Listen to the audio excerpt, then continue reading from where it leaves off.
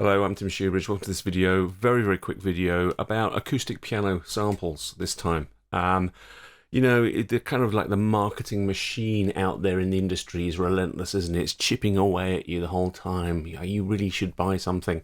I'm thinking I really need to buy myself a kind of a high-end workstation keyboard rather than this rather ancient MP9000 that I've got in front of me here.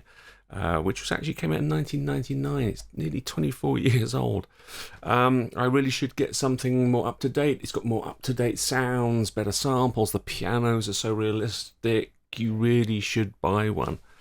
So what I thought I'd do is I would, just for my own interest, I would kind of just stack up a few different piano samples basically that I've got and play them and compare them and see how my MP9000 stacks up to them and whether it's still relevant for me or not. So that's what I've basically done for myself, and then as I did that, I thought, well, maybe I should share it with you. Maybe some of you might be interested. I know not all of you are going to be interested in acoustic piano samples, but for those of you who are, let's face it, they are very useful. So the kind of acoustic piano samples that I'm interested in are very ambient sounds. Those are the kinds of pianos that I like. I'm not talking about rock pianos and slightly detuned stuff or sort of like uprights and jazz pianos. I'm talking about very ambient, very soft, very subtle, characterful possibly, and certainly, tons and tons of reverb thrown in there for good measure. That's the kind of sounds that I'm interested in, and I basically use my MP9000 for a lot of those.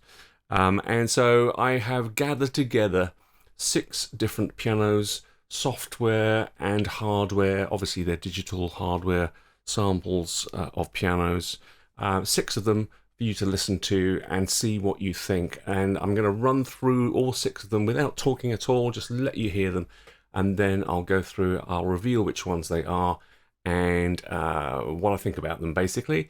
Obviously one of them is going to be the MP9000, so you can try and pick that one out from the bunch. 6 of them to go through. It's just a little bit of fun. Let's see what happens. So I'm going to play it for you now. Here come the 6 samples.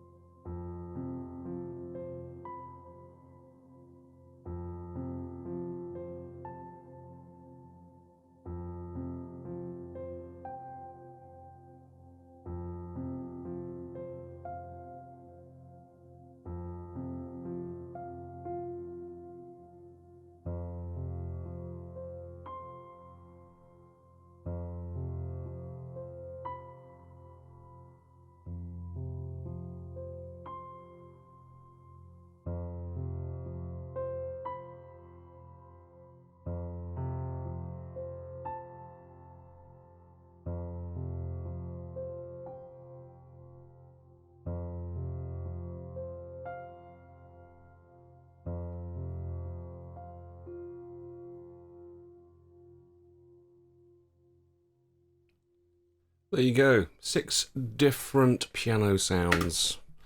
Hardware and software plugins. All right, it's a bit of a giveaway, really. You can see which ones are the software plugins. 3 of them are software plugins, and 3 of them are hardware. So, which one's which? Well, we start off with the first one, and this is actually my most recent purchase. It's a toolkit by Spitfire Audio. It's called Heirloom, and it really sort of like grabbed my attention, and it just sounds, it's unusual. It's an unusual toolkit with unusual instruments, and they sound, to me anyway, they sound really organic and lovely. And one of the instruments is this rather kind of, it's very characterful piano. It's actually a little bit too characterful, if I'm honest. I've EQ'd it a little bit, and if I take that EQ off and I play it back,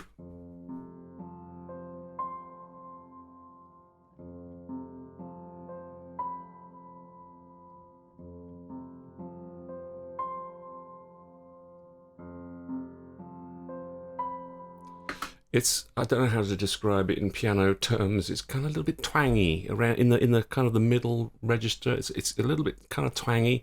It reminds me of my grandparents' upright piano to a degree. I mean, it's obviously it's very, very well tuned. It's a lovely characterful piano, but it is a little bit maybe too characterful. So I kind of EQ'd it out a little bit. Let me play you it with the EQ on.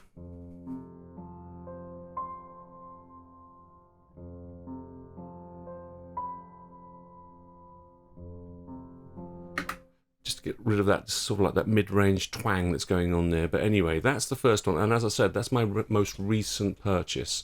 And Heirloom is a sample library really designed for sort of those very emotional ambient kinds of soundtracks and you know, accompaniments to advertising, that kind of thing. So it really is that, you know, the kind of the place where I'd want a piano to be. It's a very ambient, characterful piano.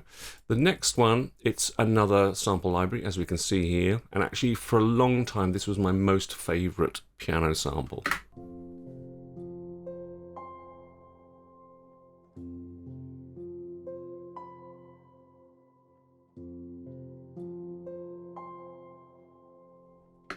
It's by Spitfire Audio again, and it's by Oliver Arnolds. It's his Oliver Arnolds drama toolkit. I can't remember what it's called now. Let me just get it up.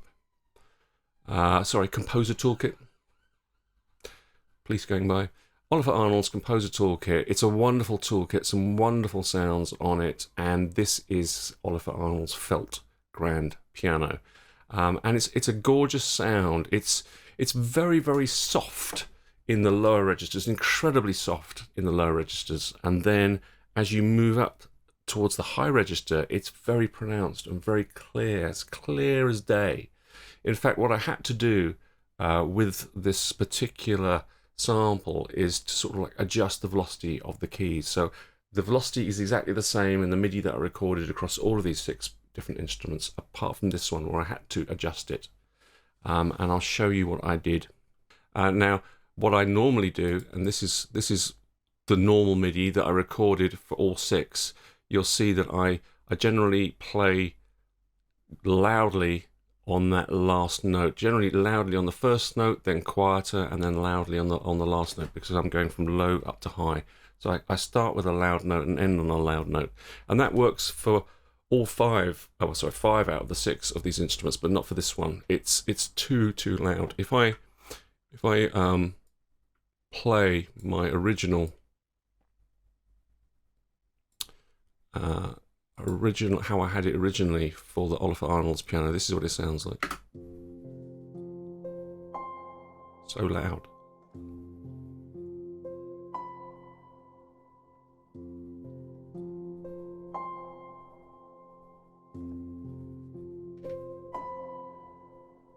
I mean, it's good for certain effects, don't get me wrong, but it's just a bit too much, in my opinion, a lot of the time.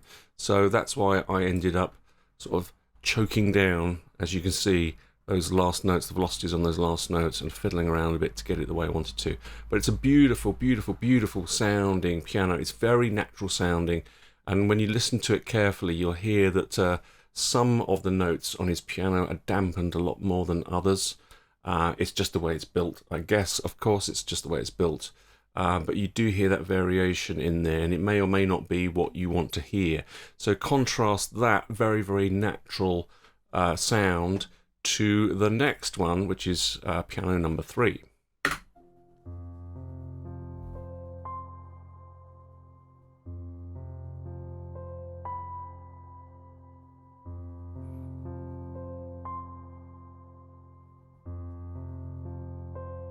So this is a hardware digital piano. It's actually my MP9000, and you can hear there from the sound of it.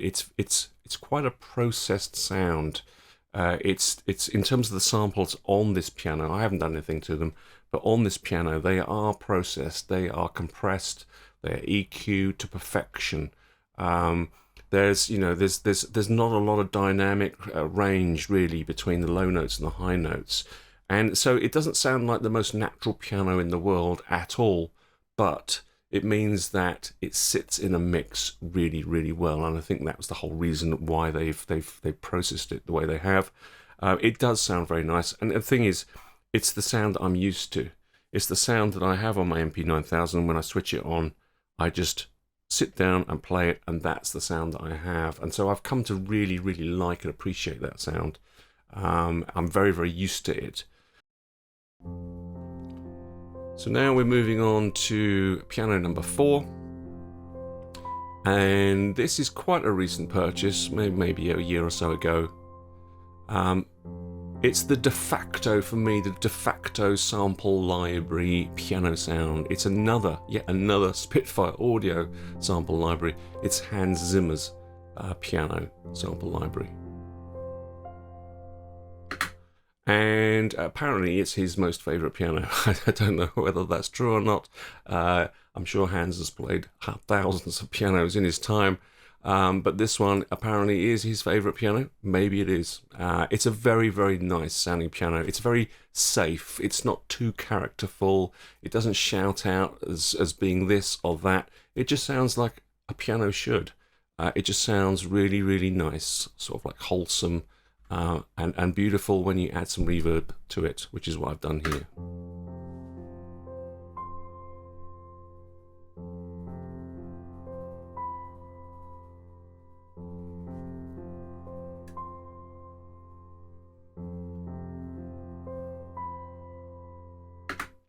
Right, let's move on to number 5. So this is another piece of hardware, and let's hear what it sounds like.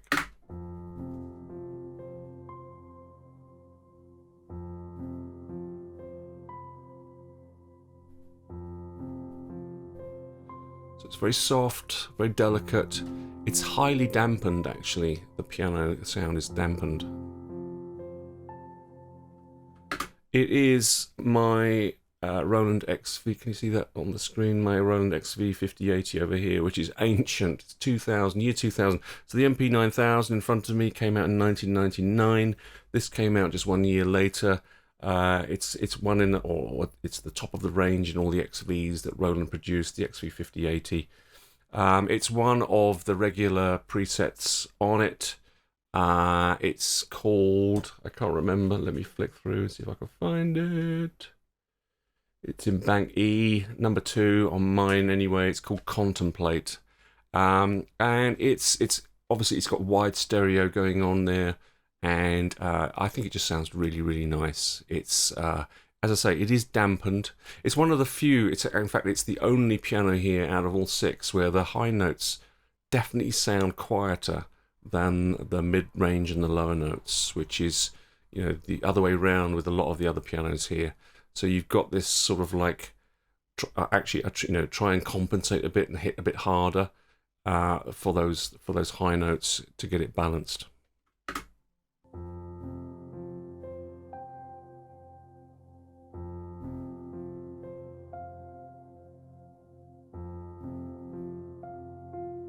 Last one.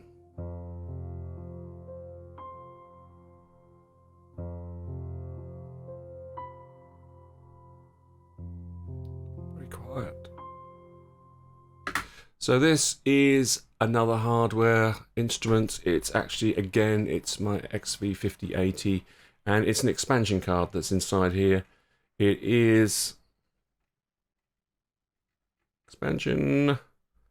It's called the preset's called Premier Grand, which is preset number 1. The expansion card is the SRX-02, which is it's advertised as Roland's most detailed and beautiful sounding set of samples that they've ever done. Obviously, this is back in the year 2000 of a European piano, grand piano. Presumably, it's a German piano, and it's a beautiful sounding piano sample, but it's incredibly sensitive to velocity. The dynamic range on it is massive, and you hear there how quiet it is. Now, I recorded it using exactly the same MIDI with the same velocities as the other ones, apart from Oliver Arnold's piano. So it's incredibly insensitive to velocity, and so that makes it very realistic, but very difficult to play. So when I play this, I tend to play around with the velocity a little bit to make it easier for me to play. But it is a beautiful sounding piano nonetheless.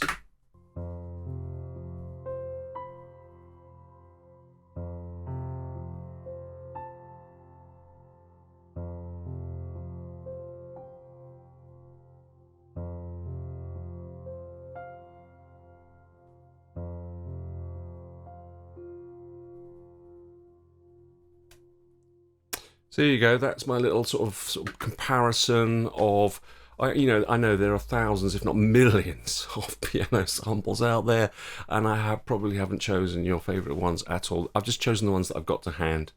But for me, I can really see that 24-year-old, 23-year-old samples, in my book, they sound just as good as modern ones. Okay, not if you listen to them under the microscope. I'm sure the fidelity of modern samples sounds better, but honestly, really, do you really need that when you're going to take that sound and put it into some kind of track, some kind of soundtrack or other sort of like piece of music that you're creating?